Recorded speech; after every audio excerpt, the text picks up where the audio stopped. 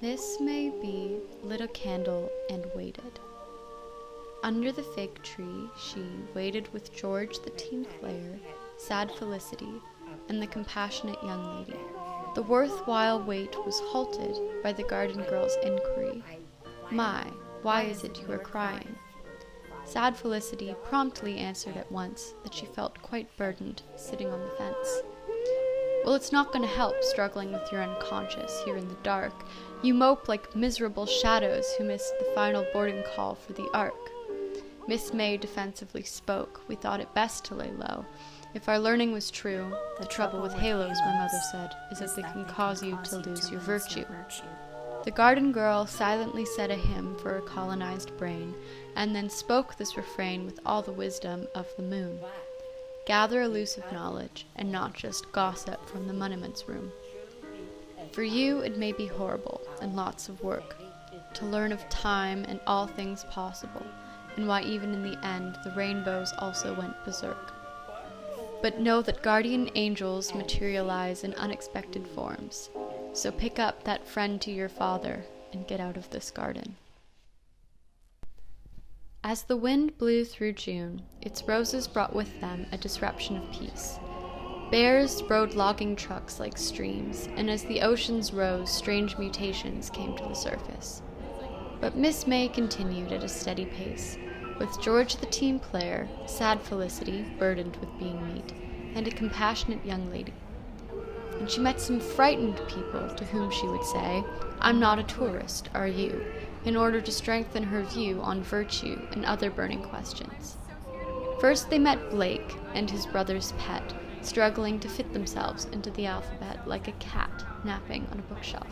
Miss May ignored the instructions of her mother that curious girls appear as birds, squawking and unwelcomely friendly.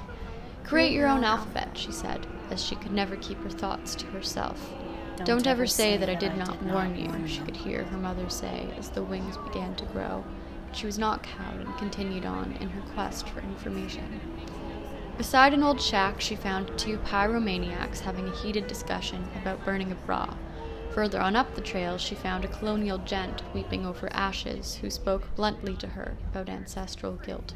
After all these chats and obtaining of facts, Miss May felt quite out of place in a world that seemed to lack reason, as hearing each person's truth, to her, felt like trying to explain art history to two dead rabbits until one turns blue in the face.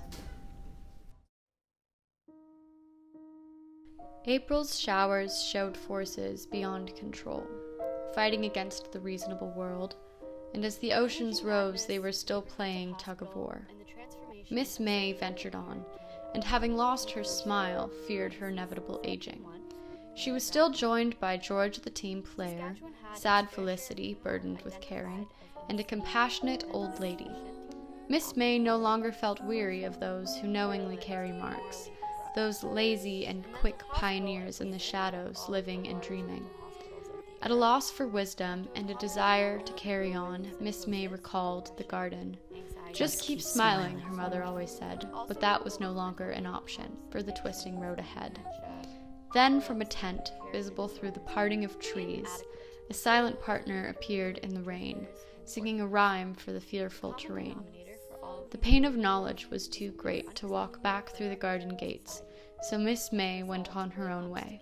Time passed before the sadness lifted, but she sheltered the hurt with her silent partner. She observed possibility and watched rainbows go berserk. And in the end, oddly compatible, they went off into the sunset together.